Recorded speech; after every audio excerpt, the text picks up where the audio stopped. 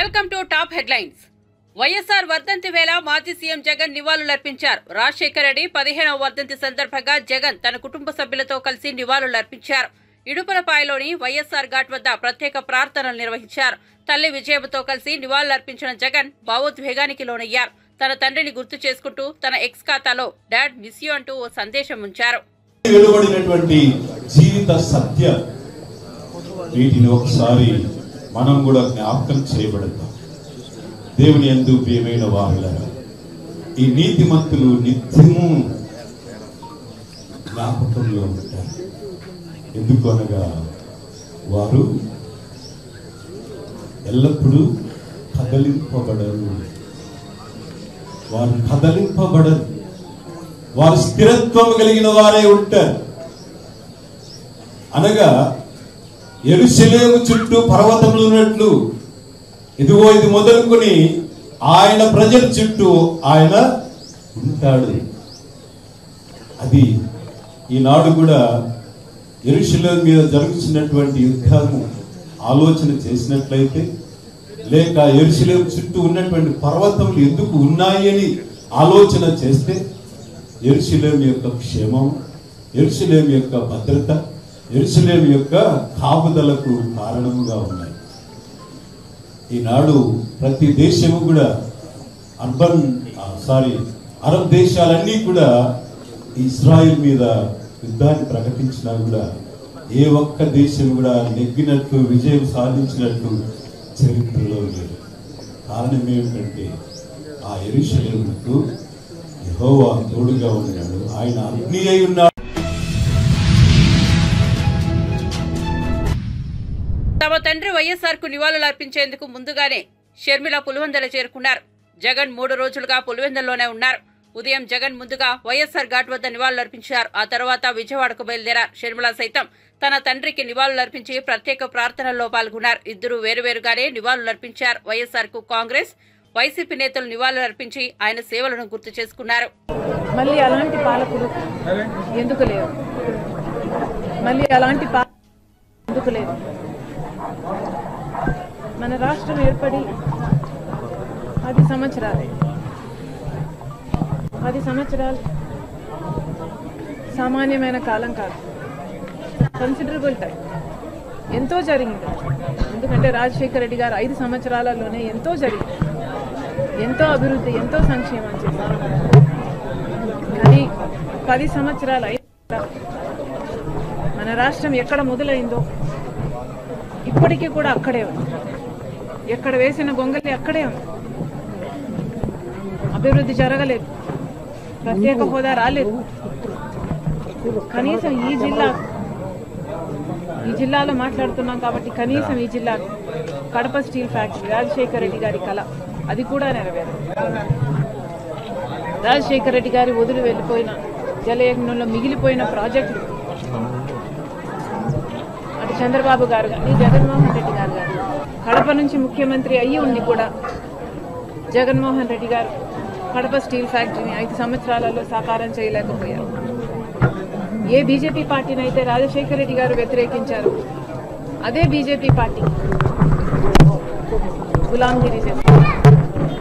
మరి ఇదే నా రాజశేఖర రెడ్డి గారి ఆశయాలను నిలబెట్టడం.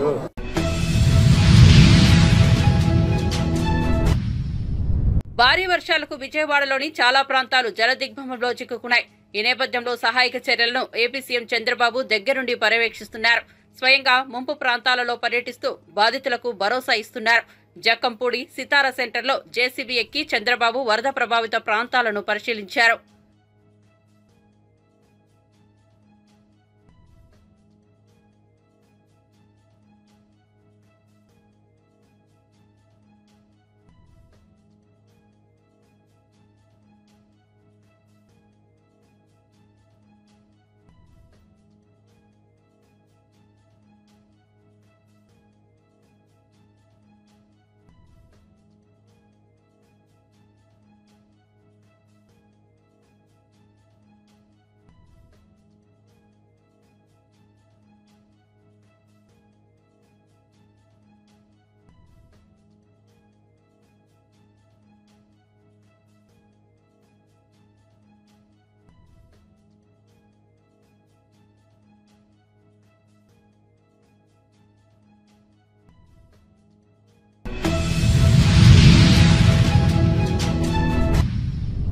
విజయవాడలో ముంపు ప్రాంతాల్లో సీఎం చంద్రబాబు రెండో రోజు పర్యటించారు. బోటులో పర్యటిస్తూ బాధితులను పరామర్శించారు.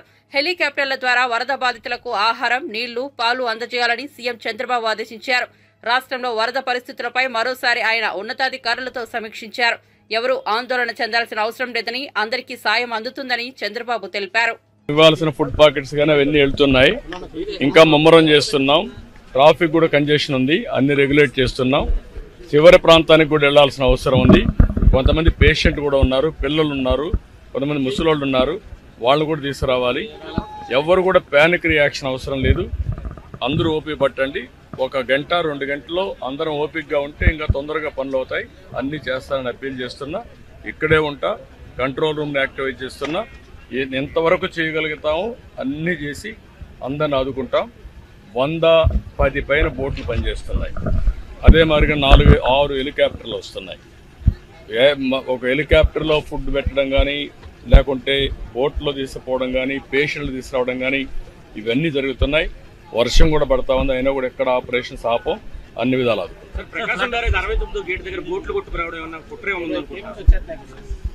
ఇవన్నీ ఇప్పుడు నేను అవన్నీ మాట్లాడను. ప్రతి ఒక్కదానికి మనం అవన్నీ మాట్లాడడం కరెక్ట్ కాదు. ప్రస్తుతం నా డ్యూటీ ఎట్టి పరిస్థితుల్లో కష్టాల్లో ఉండే ప్రజలను ఆదుకోవడం, వాళ్ళ ప్రాణాలు కాపాడుకోవడం, తక్షణం వాళ్ళకి కొంత సహాయం చేయడం అవసరం. అదే చేస్తాం. ఇంకా కూడా మనకు ఓవరాల్ గా అక్కడే ఉంది. 11,40,000 క్యూసెక్స్ ఆఫ్ వాటర్ వస్తా ఉంది. ఇది ఎప్పుడు రానంత వస్తా ఉంది.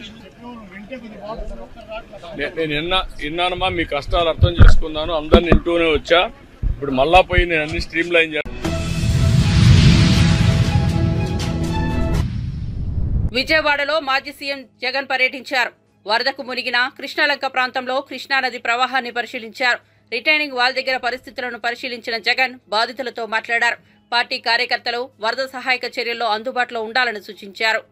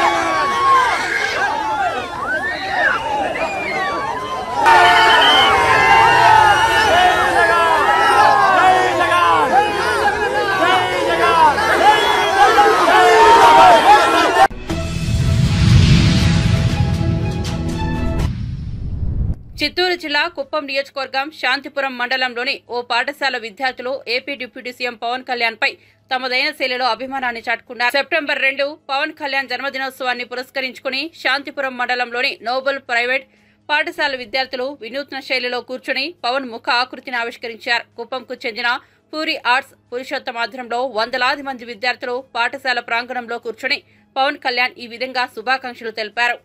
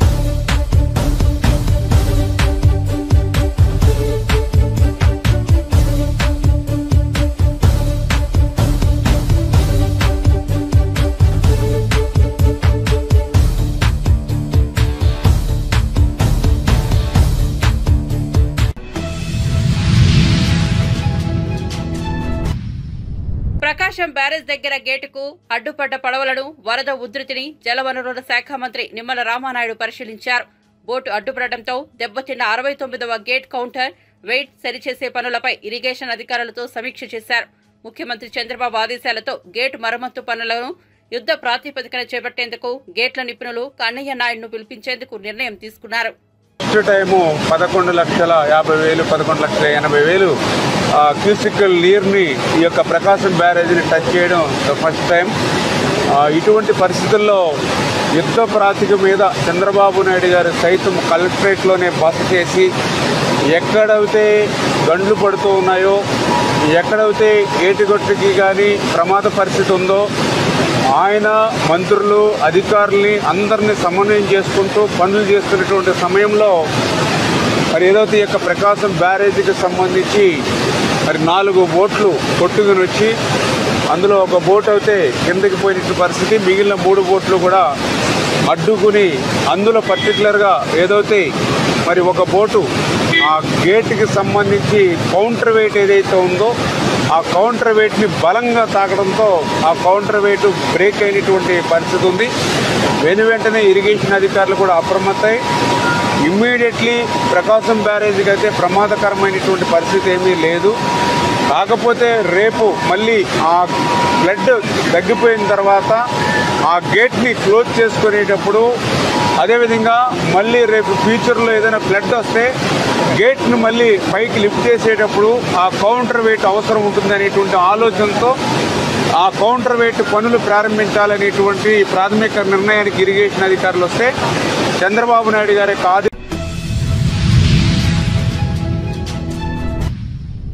విజయవాడలో భారీ వర్షాలకు ప్రభావిత ప్రాంతమైన అజిత్ సింగ్ నగర్ లో సహాయక చర్యల్లో పాల్గొన్న మంత్రులు ఆనం, అనిత, అచ్చెన్నాయుడు వర్షాలకు జలమయమైన అజిత్ సింగ్ నగర్ లో పర్యటించి ప్రజలను పరామర్శించి ఆహార పొట్లాలను పంపిణీ చేశారు. బాధితులందరినీ ప్రభుత్వం తరపున సీఎం చంద్రబాబు నాయుడు తప్పకుండా ఆదుకుంటారని, ఎవరూ అధైర్యపడవద్దని బాధితులకు భరోసా ఇచ్చారు మంత్రులు.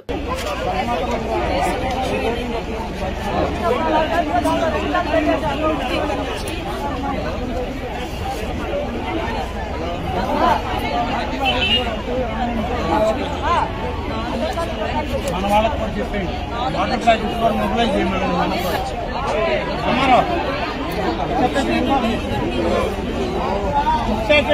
వాటర్ ప్యాకెట్స్ కూడా రావాలని చెప్పండి. ప్రతి కంటైనర్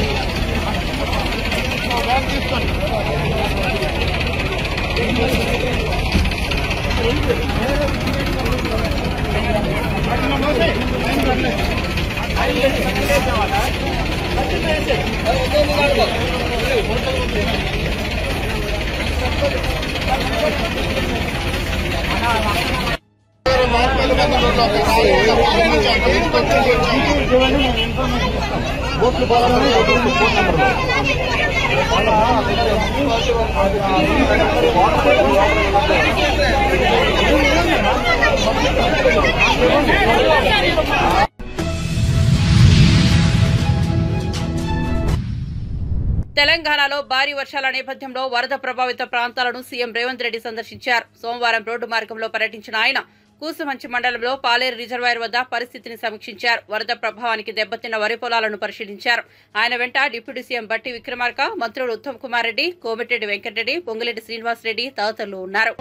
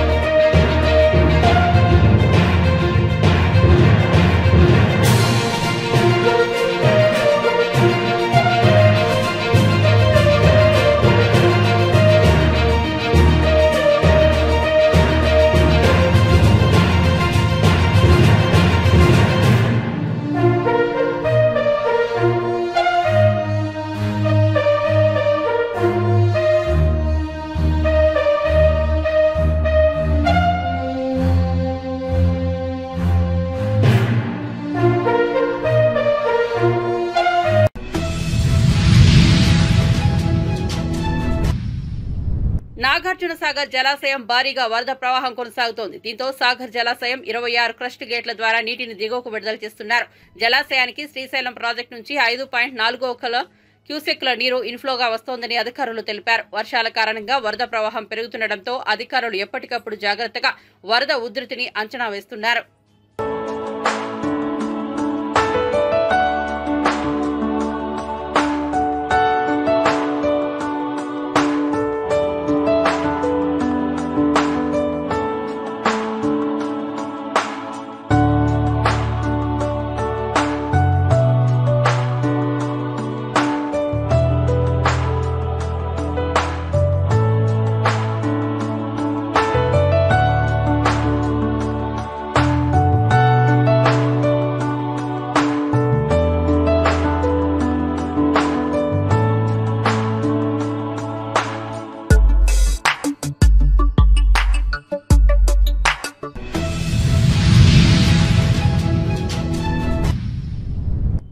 సూర్యాపేట జిల్లా కోదాడ బైపాస్ వద్ద భారీగా సరుకు లారీలు నిలిచిపోయాయి. విజయవాడ హైదరాబాద్ జాతీయ రహదారిపై 3 కిలోమీటర్ల మేర ఆగిపోయాయి. ఏపీలోని ఎన్టీఆర్ జిల్లా జగ్గయ్యపేట మండలం గరికవాడు వద్ద జాతీయ రహదారి కొట్టుకుపోవడంతో ఈ పరిస్థితి నెలకొంది.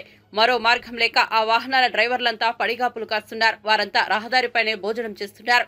కోదాడకు చేరుకున్న వాహనాలను పోలీసులు మిర్యాలగూడ వైపునకు మళ్లించేందుకు ప్రయత్నిస్తున్నారు. వాహనదారులు కోదాడ వైపు రావద్దని పోలీసులు సూచించారు.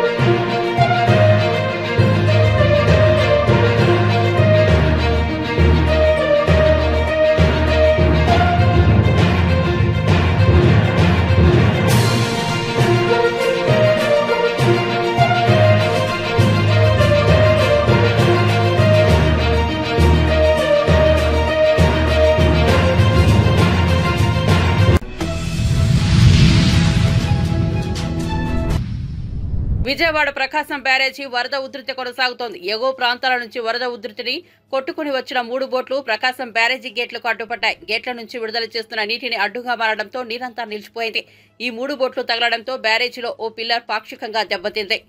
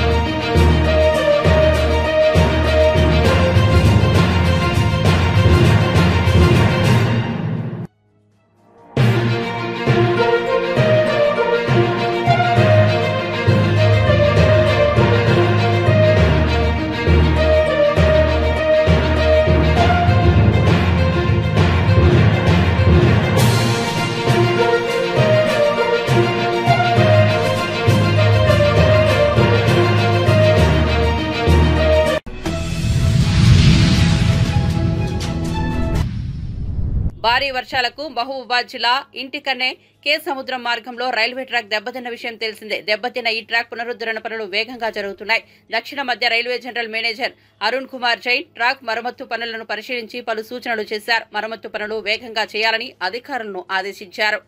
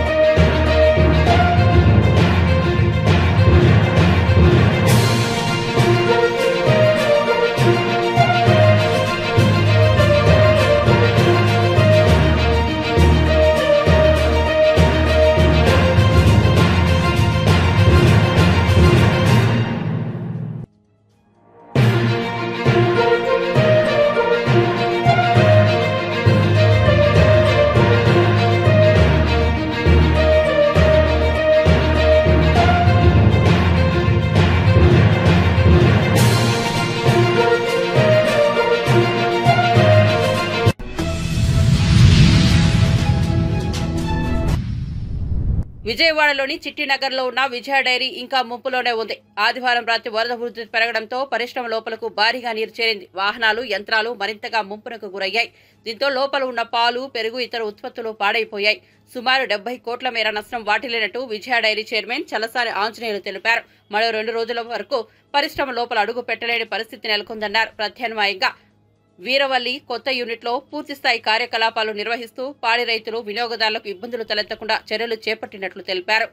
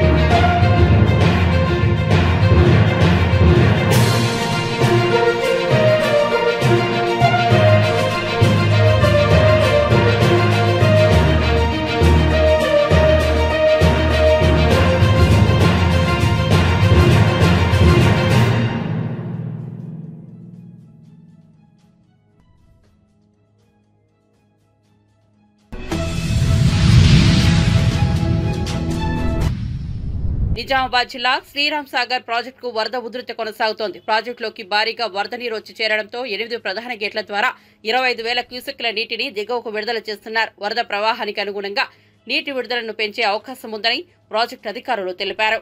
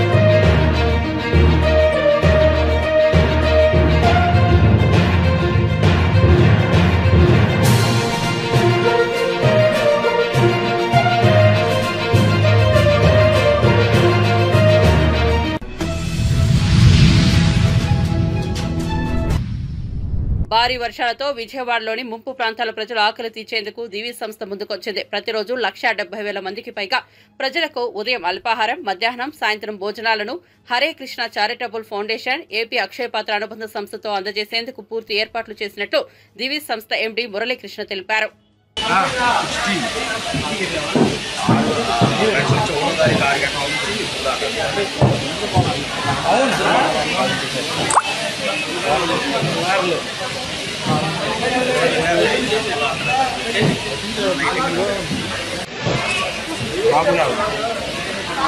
ప్రవీణ్ కూడా కుక్ చేస్తున్నాడు.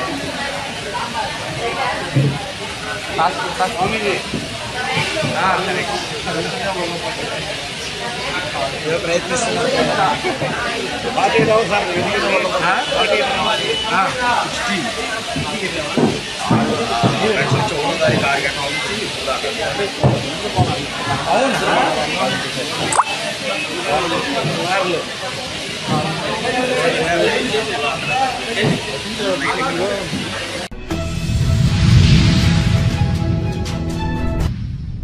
భారీ వర్షాలతో తెలుగు రాష్ట్రాలు అతలాకుతలమవుతున్నాయి. ఈ క్రమంలోనే వాతావరణ శాఖ మరో అలర్ట్ జారీ చేసింది. త్వరలోనే బంగాళాఖాతంలో మరో అల్పపీడనం ఏర్పడే అవకాశం ఉందని, దీంతో భారీ వర్షాలు కురిసే అవకాశం ఉందని పేర్కొంది.